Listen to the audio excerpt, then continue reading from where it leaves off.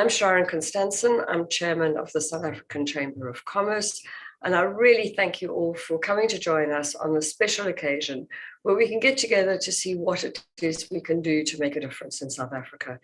And we have a very specific focus on today in terms of procurement and import substitution in the BEE space.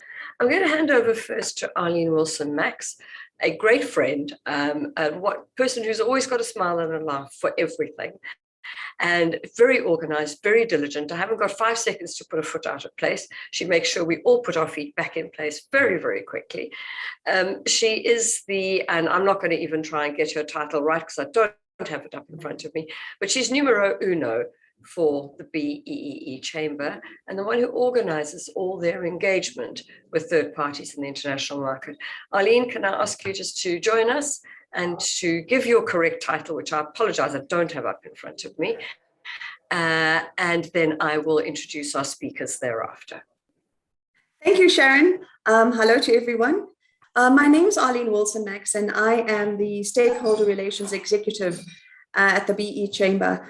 My role is basically to engage with stakeholders from across all spectrums, communities, private sector, government, civil society, and to bring and create awareness of this thing called transformational broad-based Black economic empowerment. So in South Africa, we have 2 forms of transformation. One is transactional, where companies just look at ticking the boxes.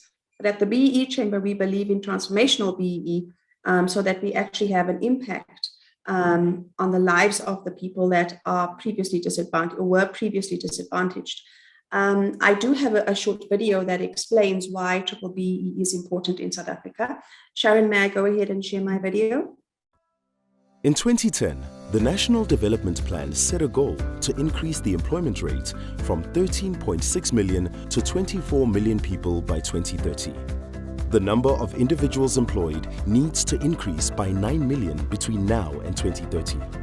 Then BEE was introduced in 2007 to secure contributions from government and business towards economic growth, enabling inclusion of more South African citizens to address unemployment and alleviate poverty.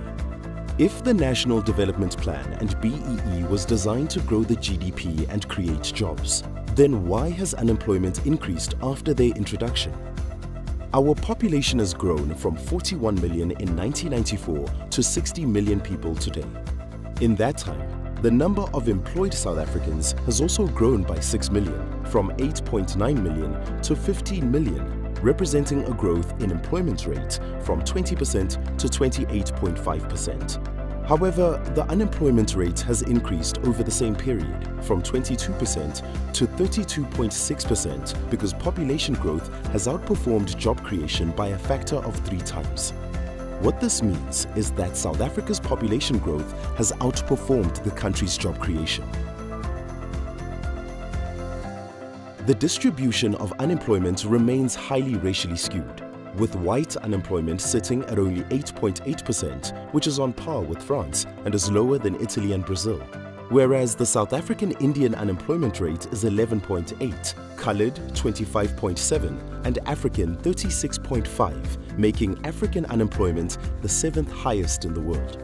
The exceptionally high unemployment rates for Indian, colored, and especially African men and women is the reason for Black economic empowerment in South Africa and the reason for the objective of the BEE Act being meaningful participation in the mainstream economy for Black people.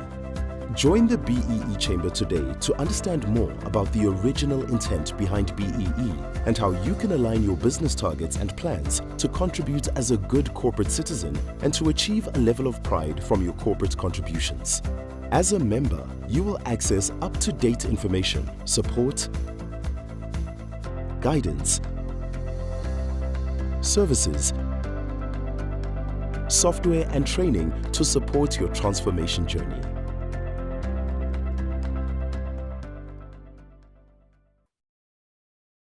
Okay, thank you. So that's a little bit about why BEE is important in South Africa. I'm now going to hand over to Sharon for Sharon to introduce our topic for this webinar and our speakers. Thank you, Sharon. Thanks very much, Arlene. I've seen that video a number of times before, and every time I see it again, I go, that stat is high. It is incredible. And we've got many social issues to deal with as well as the workplace issues. But at least here we're talking about what we can do in the workplace. Keba, today is our first occasion to meet each other. Accomplished, analytical, strategic, a specialist of 20 years business professional experience. So I think his experience in stakeholder management and the whole issue around diversity and inclusion put him in a very strong place to give us some insight as to what they're doing at the Chamber. Hi, Sharon, and greetings to everyone who has joined us today. I will be sharing a short presentation, extremely short presentation with you guys, basically about preferential procurement and what we call the import replacement plan.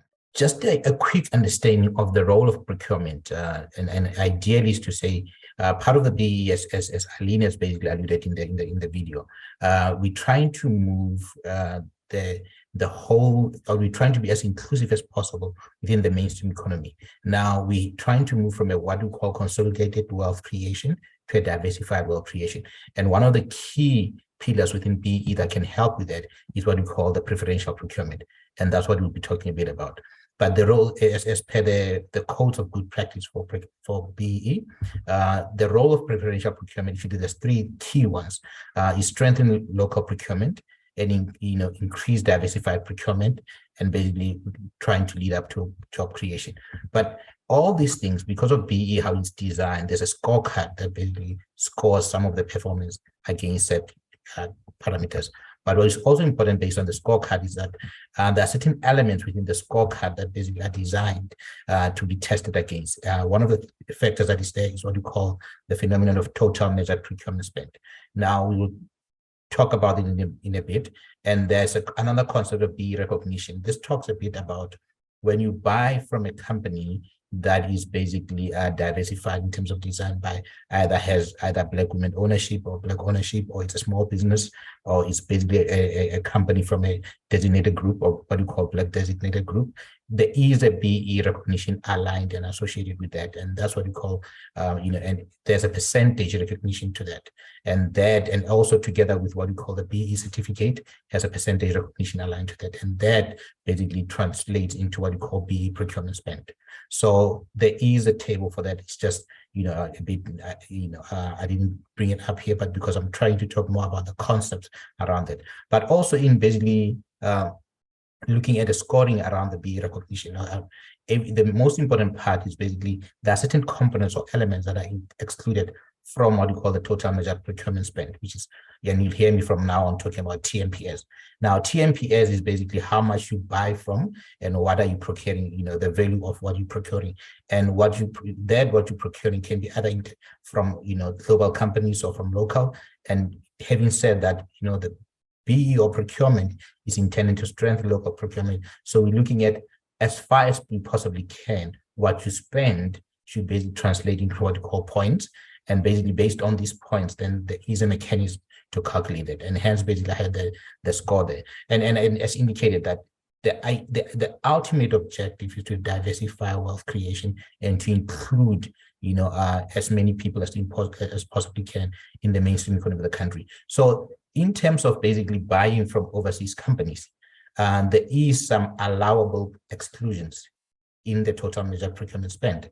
And these could be these exclusions has to do with what you source in terms of capital goods and local goods that you basically are going to bring in for local value production. And then there's a concept of what else can you exclude in terms of the total measured procurement spend. Now, the reason total measured procurement spend is quite important is that it is the denominator upon which you measure your spend, what you measure spend against, and that so that you can get the points. So if you look at and I'll come back to a slide that has this point a bit later. If you look at the A in terms of allocating of points, it's the number of points you get. B will be the amount that you spend with a supplier, and the supplier, if is diversified, you're bound to get much more, recognition points, basically recognition spend based on the supplier and that BE level. And then this is basically the target that you get to measure against, excuse me, which is basically against the total measured procurement spend. And I'll show you how this is measured a bit later. And then from there, this is the number of points that's available if you basically you spend with those kind of service providers. So generally,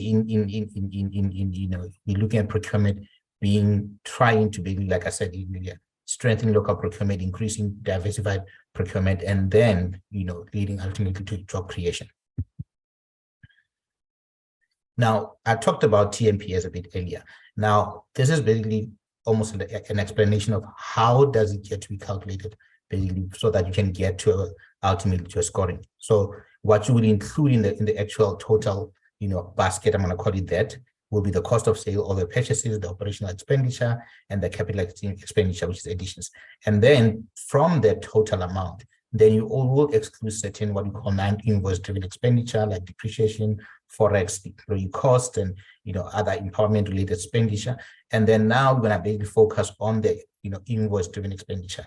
Now, when you focus on the invoice driven expenditure, there are things that we call capital goods. This is what you talked about. Now, capital goods are where there is no existing local production in the country, and basically, or those that basically promote for the value-added production. Now, this is what you exclude from calculating your TMPS, which is your total measured procurement spend. Now, the reason you exclude is that the intent is such that what you measure your spend against is that which you have control over. And this is what the whole principle of TMPS is based against. So then there are in those instances where you have a company that has a brand specific item, or that is technically different, but there is some means of local production in the country.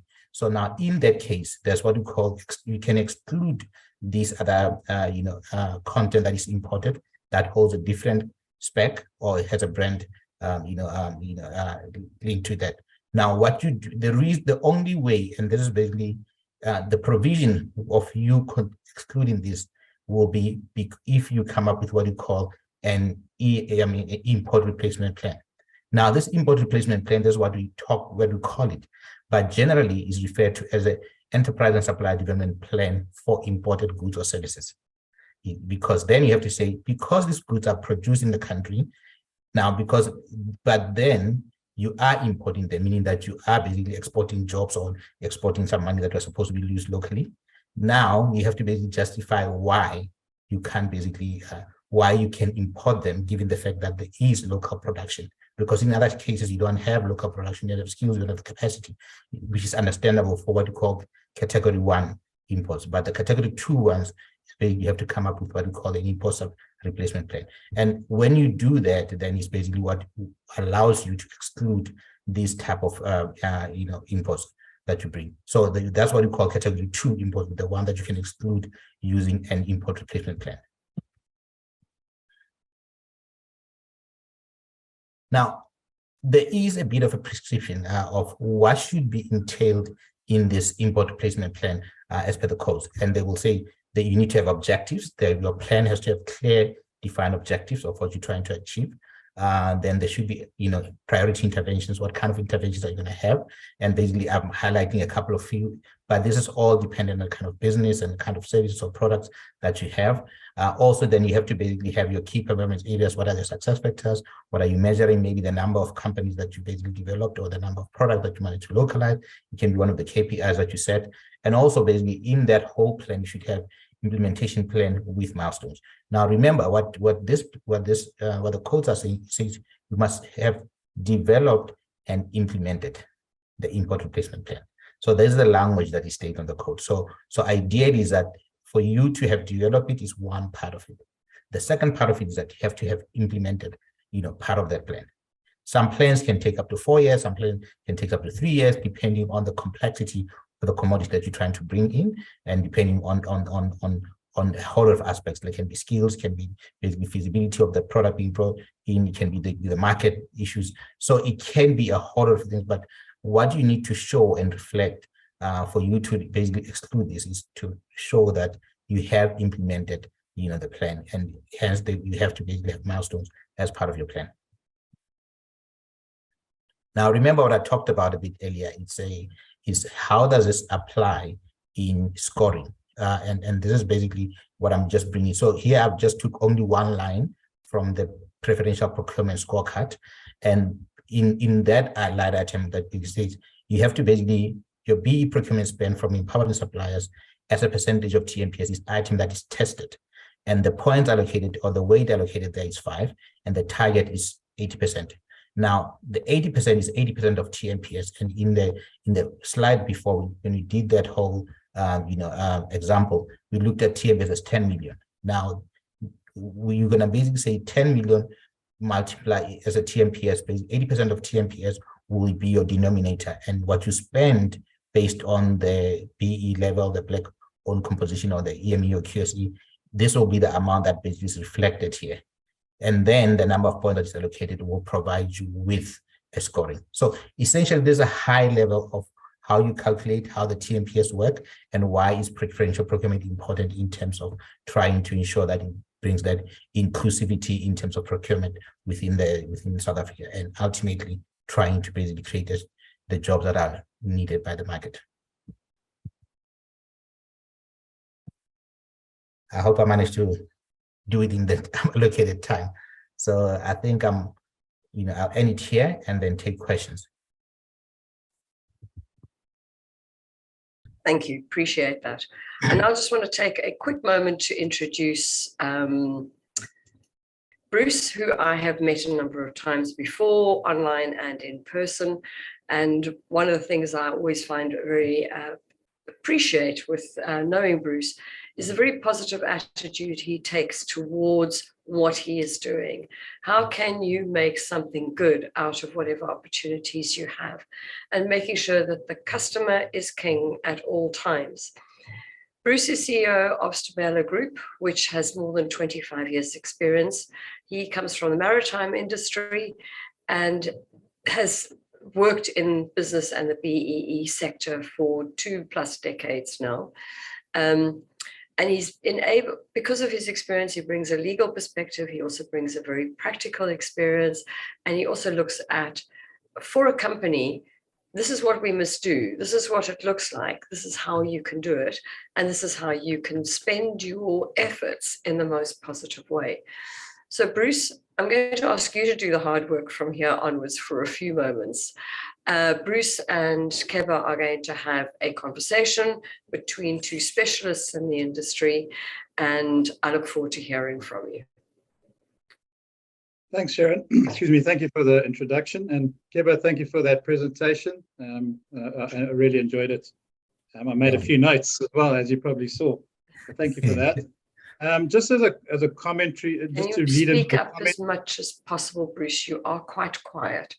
Actually, okay. Keba, you were also quite quiet. So if we just bear your sound in mind, please.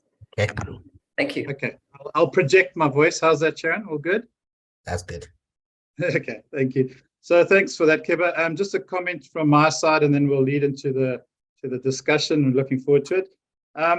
Obviously, procurement counts for 27 out of 120 points on the generic scorecard. It's slightly different for some of the sectors, but let's just focus on the generic scorecard. So that in itself is around about 22% of the total scorecard is attributable, or the points available are attributable to procurement. So it's a very, very important area.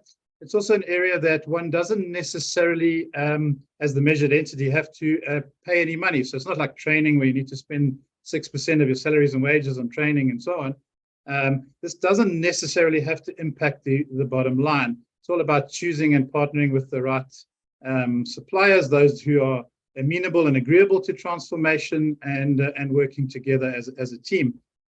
It's also a very cleverly worded or created element in the sense that procurement is self-regulating. And by that, I mean that a corporate will put pressure on a supplier to be compliant. They in turn then need to address the BE scorecard, one of the elements being procurement, and they in turn put pressure on their suppliers.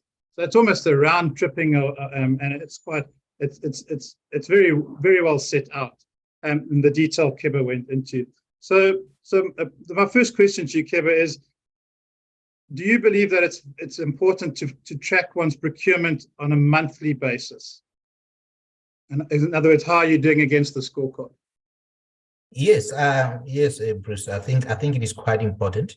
Because remember, your procurement, when you test at the end of the period, you test over a year period. And if you don't see it on a month-to-month basis, you might wake up and realize that you have basically not accumulated enough points, against your set targets. And you will probably know in business, some other months are much more high spending months than others. So you need to be able to track that quite, effectively. Excellent, thank you. No, I'm 100% in agreement with you on that. One of the areas I think that Keba didn't mention, but it's important to bear in mind, is that procurement itself accounts is a priority element. And on the generic scorecard, one excludes the designated group spend, but effectively you need to achieve 10.8 out of 25 points. So it's a very important, if you don't achieve that, then you lose one level. So you may achieve a level 4, but because you don't achieve the minimum points required for procurement, one ends up losing a level and all your hard work and spend. So very, very important element in the sense that it accounts for 22% of your scorecard, but it also is priority. So 100% in agreement with Keba on that.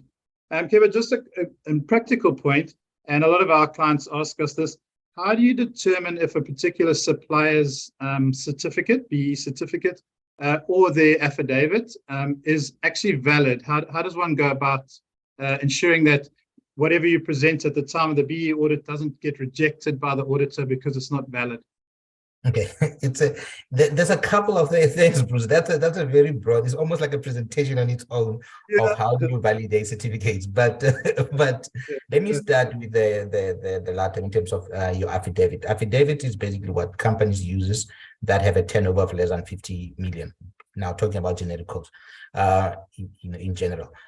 So when you have an affidavit, there's a couple of things that you need to basically make sure that you have in the affidavit. Number one, you need to basically have an undertaking by deponent to say, this is basically our composition in terms of black ownership, this is our turnover as at a particular financial year. And normally the mistake that happens in a lot of affidavits is that people don't put the full financial year. They don't put the date, the month, and the year. They always say a year, and they don't, you can't tell, because what that does is a material effect in terms of when the affidavit was deposed, was signed, then that date becomes an effective date when the certificate becomes valid.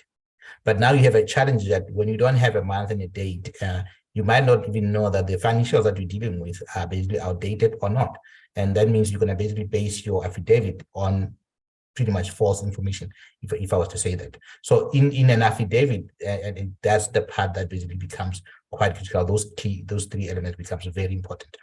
In a certificate, it becomes a bit much more complex because you have all these elements. You have things like how was ownership achieved? Is it through a flow-through system? So there's a certain prescription, of what needs to be in the front page of certificate. So there's a list of things that needs to be there. There needs to be a company name, the company registration details, the year that was the financial period that is tested, the logo of the verification agency, what sector code is being used. So it's a myriad of things, and you look at how did they achieve their ownership is through the years. There's a years program. There's a list of things that a checklist that you can check. But all these things are prescribed to be in the face of the certificate for you to be able to say this certificate is valid. And obviously it will have a validity period to say it's valid between this period and this period based on the financial year. So that's basically goes into the certificate. So it becomes, and hence the verification of that data becomes quite cumbersome, as you would rightfully know. Thank you, Keba. And one other point I'd just add there is if you receive a certificate, and it doesn't have a SANAS logo on it, accrediting and issuing a BVA number to the auditors, be conscious of that. That's not a valid certificate. There are a couple of companies that purport to be BE auditors, but they're actually not, and those certificates aren't worth the paper they're written on. And Keba, just thinking aloud, perhaps it'd be a good presentation at some later stage to actually show the members, participants, what a valid certificate looks like and what an invalid one looks like, what the DTR format is for the different affidavits. It certainly will be a very practical insight for the people, and I'm sure they'll enjoy it. And bringing on the next word, and you and I both know the answer, but effectively my question is there a central database for certificates and affidavits? And there isn't, although the DTI, when they first published the regulations, was supposed to actually set that up. So I just want your comments on how tricky it is and difficult it is for corporates out there trying to gather all this data and all these certificates together for their audits. Just your comments on that. Look, it's a complex process. Remember, the challenge that is important that companies can have is that the certificate has a validity period. Now, when that ends, you have to basically replace that with a new one. And this is an ongoing process. And because of that ongoing process, you have to make sure that your data capturing processes and systems are on point. Like you rightfully said, the government, initially they said there will be a database where certificates will be kept and all those things, but it hasn't happened. But that also created some opportunity in the market for some companies to basically set up their own databases of certificates. Obviously, you're not gonna have everybody else in the database, but they will have a substantial number of these certificates in these databases. And some of the consulting companies, and they have their own internal teams that will basically collect and update and verify certificates of their clients based on their clients' needs. So it's basically a difficult concept, because you have to have a data capturing team that is fully there and that can verify it and ensure that your information there is quite, it's 100% correct. But like I said, there's a couple of databases that exist, and some of the people will know the BBBEE would be the main one that most people use, but there are some that are there that people can really go into and check. And we have our own database, B-Chamber. We have our own database that of certificate. We have a team of data capturers that does that process for our clients. Thank you. That's great. Okay. And just I'd like your comments on this. So the current general codes were gazetted in 2013, and then they came into effect on the 1st of May 2015. Okay. Mm. And at that stage, the definition of exempted micro enterprise was increased from 5 to 10 million. Mm-hmm. And QSEs were qualifying small enterprise increased from 5 to 30, from 5 to 35, from 10 to 50 million. And I'd like your comments on the fact that we're now sitting in 2023 and no account has been taken for these thresholds. No account of inflation has been taken. Just your personal comments on that. Yeah. Okay. Look, you are right. From the time value of money point of view, is that it's correct that what 50 million was in 2013, what it is today is is not a no-brainer that doesn't carry the same value. And ideally that you would have expected based on inflation, at least there should be some change in that. But the challenge becomes also some definitions of what constitute SMMEs, and EMEs and QSEs are classified as SMMEs. And if you look at SMMEs, we're looking at basically the value of 50 million turnover becomes almost like the cutoff point. And you rightfully say so. Do you shift the cutoff point every year based on inflation or not? Or because what that will mean, you have to change the definition pretty much every year based on inflation. So I will suspect that it should, at certain periodic points, there should be an adjustment of what it should be because of the base principle of the time value of money. Thank you. Yeah. So we essentially share the same ideas. And it's just to illustrate to the audience the challenges of BEE in our country. It's so multifaceted that not every single aspect can be dealt with 100% all the time. Although one would expect that fairly soon those thresholds could be redefined, given that it's 10 years since the definitions were first gazetted. So, and I just want to focus on one of your slides. You spoke and you said transformational BEE is about strengthening procurement, increasing diverse procurement, no problem with that, and job creation. So I understand the principles of it, but the practicality is quite possibly different. And I'm speak from my perspective, is if you've got company A making the product and they have 100 employees and people stop buying from them, company B now they start buying from company B, which is a startup. that's not going to employ more than 100 people. The 100 people in company A are going to get retrenched, and 100 people are going to be employed in company B. So just your thoughts on the challenges around job creation, the practical challenges when it comes to B. Look, they are real. You're right. The challenges are real. Because remember, job creation it's as a result of a growing demand. It's not just happening in a vacuum somewhere else. It's based on growing demand and consistent growing demand. And because of that, it becomes quite important that if the whole cycle or the whole ecosystem of procurement works well, then it may just mean that startups will basically be preferred, hence the preferential procurement will be preferred over the large enterprises, which will mean that they will get more business and to grow, and as they grow consistently over a period of time, they can employ more people.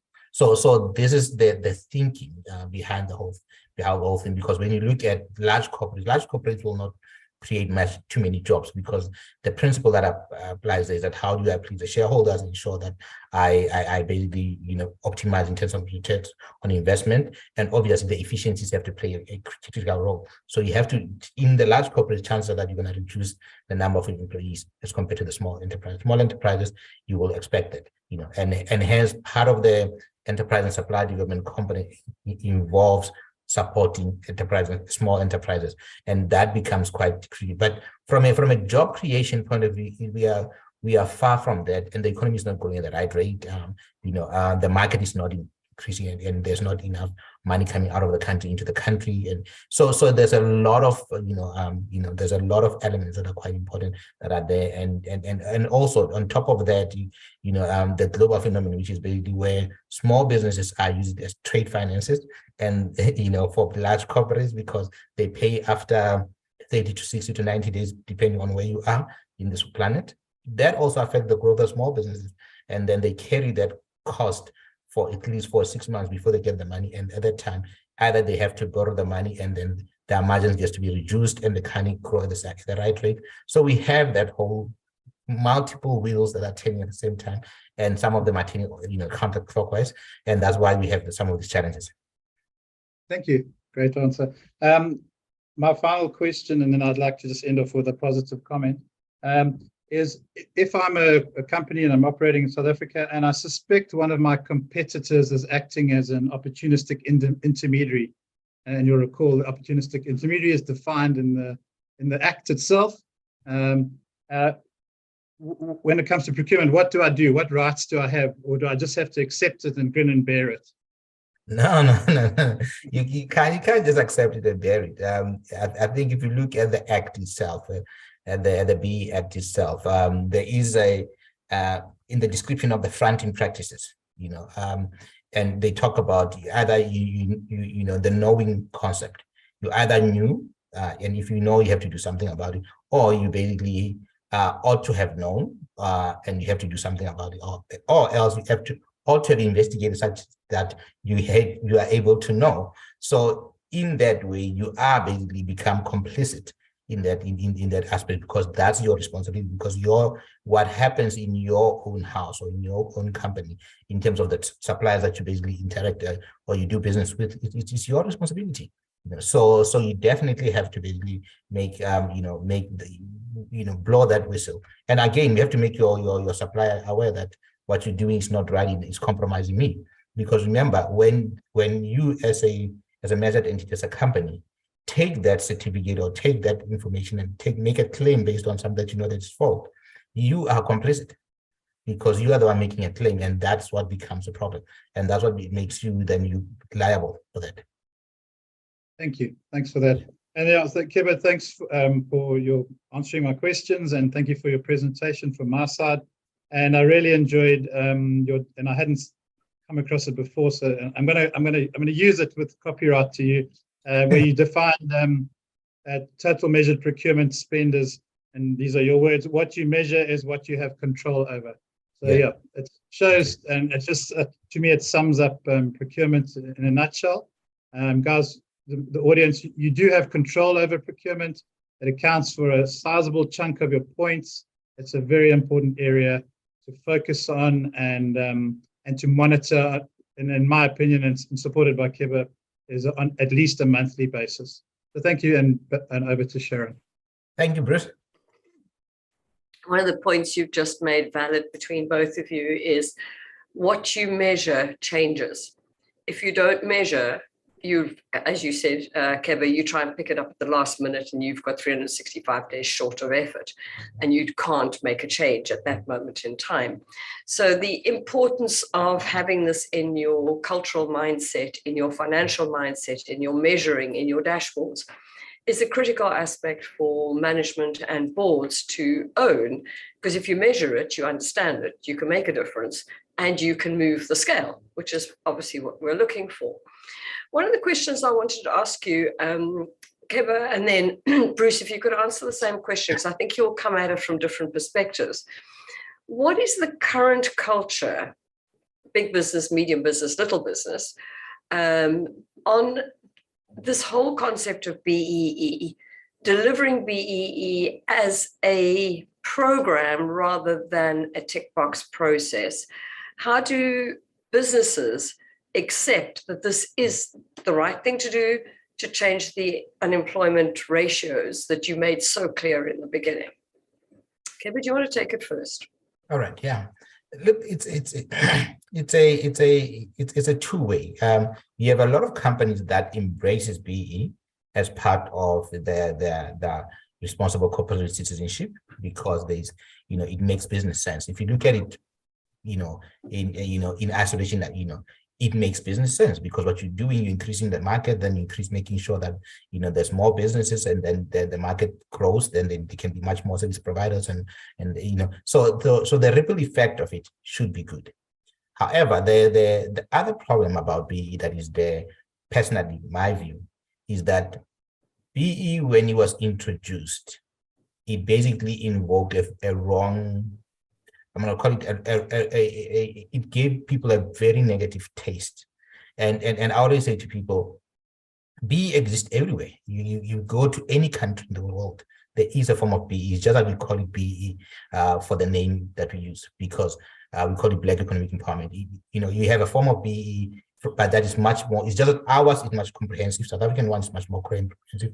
If you look in Germany, in the German, and from a skills development and from a training point of view, it's something that is tracked regularly and basically checked and make sure that basically it forms part of the growth of the economy. If you look at the ownership patterns, particularly in the Far East, like that China or even in the Middle East or anywhere else, when you look at the areas there, the ownership part, and sometimes in those areas they call it localization or emiratization or Qatarization, depending on which world you get to be at.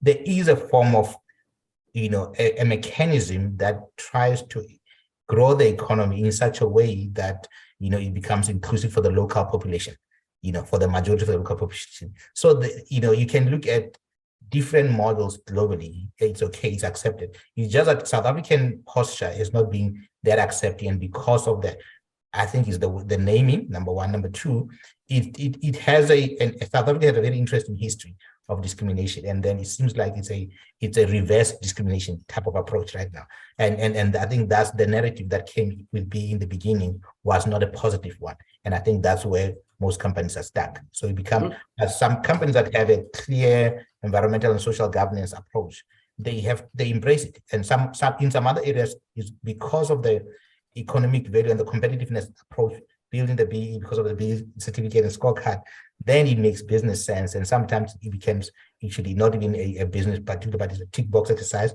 so that I become much more competitive. So there is a myriad of views around this whole BE concept, which aligns to a element of the population who says it's gone too far.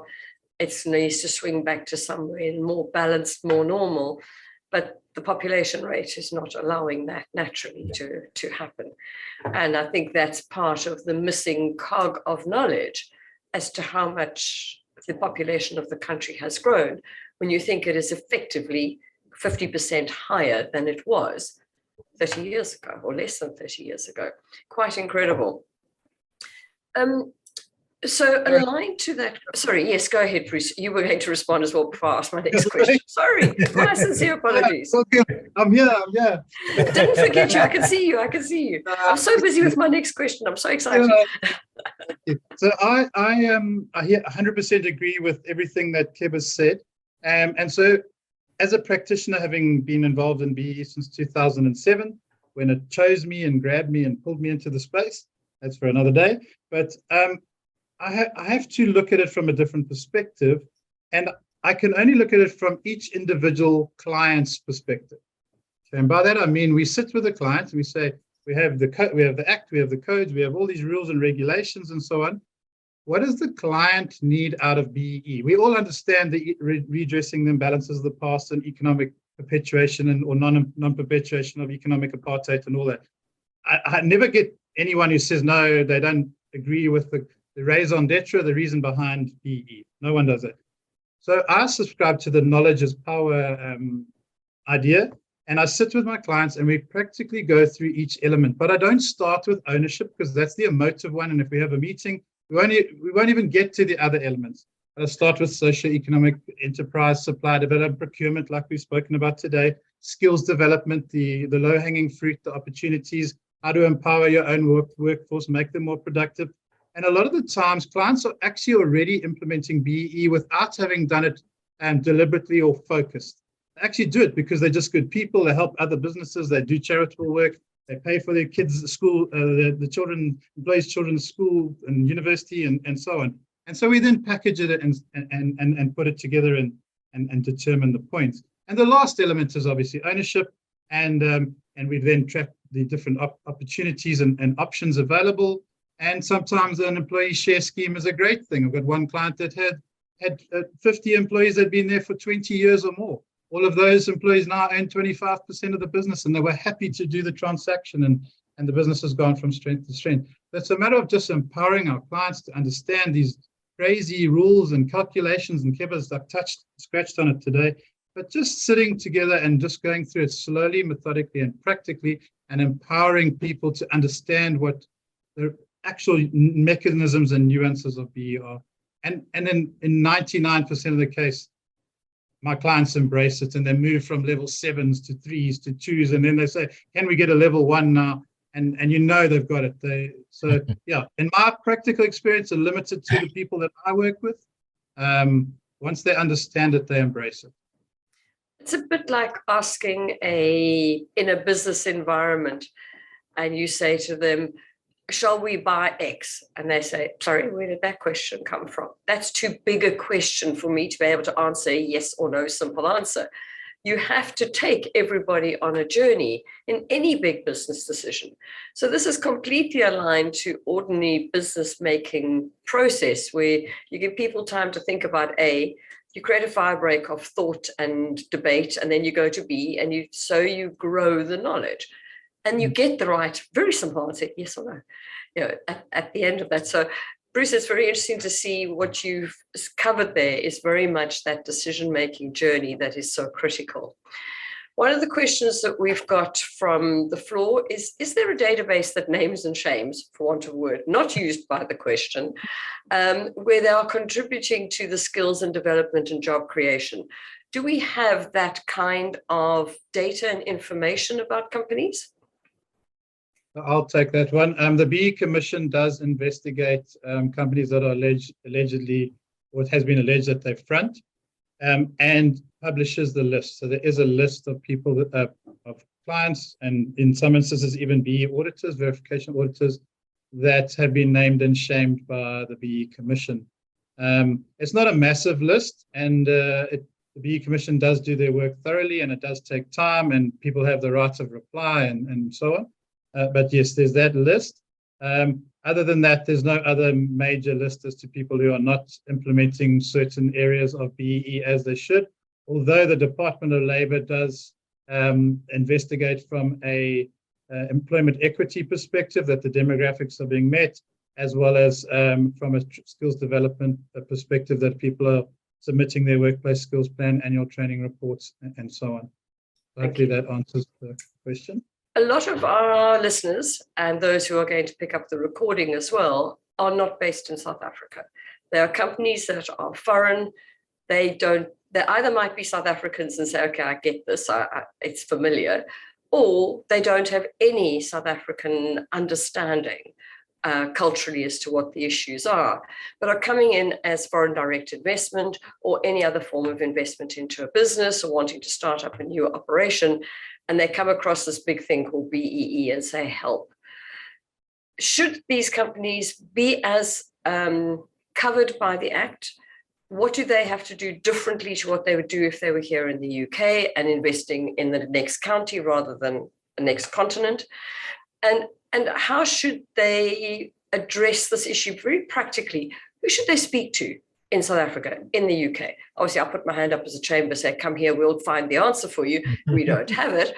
But outside of me plugging my little piece, maybe we'll go Bruce first, then Keba on this answer. Okay, so thanks. So there's a number of attorneys, firms that specialize in these very high level BEE transactions. And there's also people like myself who are in the trenches every day, as it were, practically implementing it and ensuring people are audited, making sure that certificates are issued and data and information is captured and validated and presented. So it's just a matter of what extent do you want. So, for example, earlier this week, a company from Ireland contacted me. We had an hour presentation on the general aspects of BEE, very similar to some of the stuff that Keba showed. And by the end of the hour, they actually understood what BEE was all about. And that's, I think, the key issue. They've now engaged us and said, oh, okay, we understand socioeconomic, we understand training. Can we build our business from day one with BEE budgets and so on in mind? And so that's the more practical aspect, a way of approaching it. And really, it's horses for courses. Is what, in my opinion, what does the corporate that's coming into South Africa, what do they want to achieve, and what are they prepared to do?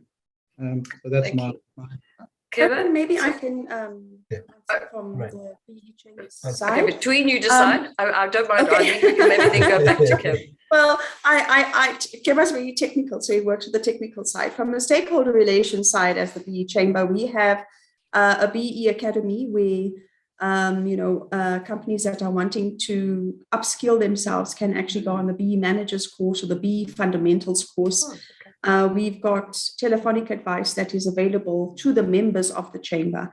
So we work the same as the UK South Africa Chamber, where you have your members and you provide benefits and information to your members. The BEE Chamber is exactly the same. We have a membership base of 14,000 companies who all participate in BBBEE. We have a WhatsApp group where they all speak to each other about different areas of concern. We update them on the latest trends in the space, as well as the latest updates on the legislation as it happens.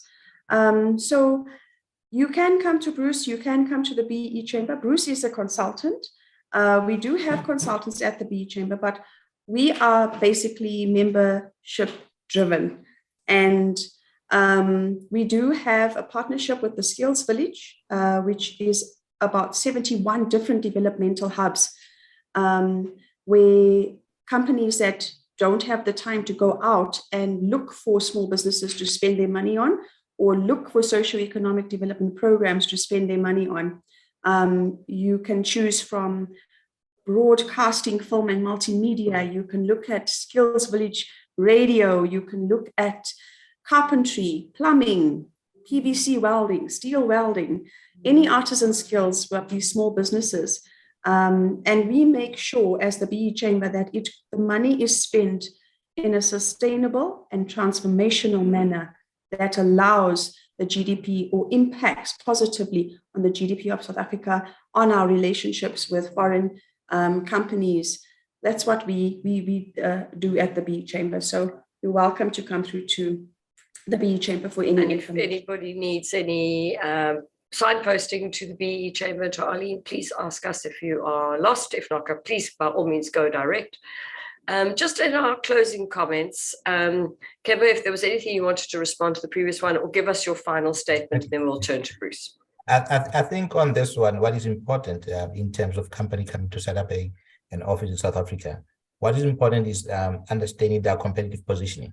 That for me is a critical one. I've helped a couple of companies do that when they want to set up and say, which sector, in the telecom sector, what's happening.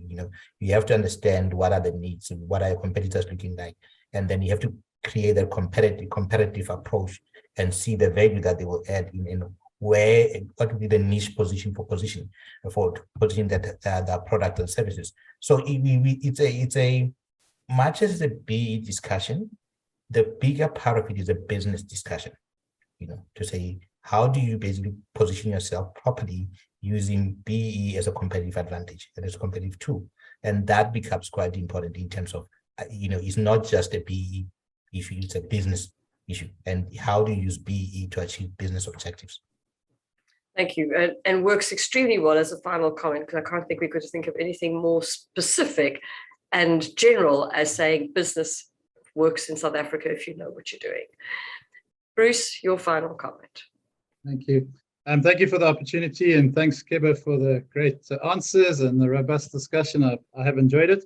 And just one quick point from my side is often companies will come to me and they say, we're coming to South Africa, we need to be level 1. And I go, who needs you to be level 1? Oh, no, well, I said, let's engage with your prospective customers or your existing customers first, and then let's work backwards from there. So everyone would like you to be level 1, and that's the panacea and the top end, but sometimes it's not necessary to be level 1 from day one. That's all I'd like to say. And also not possible either, even though desired. But I think what is a valid point you've made is BEE needs to be applied appropriately, not gold-plated. It needs to work for the business, for the demographics, for the customers, for the stakeholders that are involved, and to make sure that the culture and the journey and the objective are all aligned to what we are trying to do in this transformation of the country. But level 1 doesn't necessarily deliver it just like that, because you can't get level 1 just like that, as we all know. And it won't deliver the solution. You still have to have all those business fundamentals in place first, so that we can transform all aspects of business and employment. I'd like to thank my panel. You have been amazing. Keba, thank you. That was amazing insight. Arlene, you're always such a breath of fresh air. Thank you so much for your piece and contribution to this and the energy that you bring to all of it. And Bruce, thank you for your insights, business side of it. I think we had a lovely combination of the consultative, business, practical, and the theoretical, but Keba, you brought a huge amount of business practical to it as well. So I thank you all very much from the chamber, and the recording will be sent around early next week, probably Monday. Thank you very much for your time. And sorry I couldn't answer everybody's question, but we got most of them in. Thank you guys, and take care. All the best. Thank you. Okay. Bye.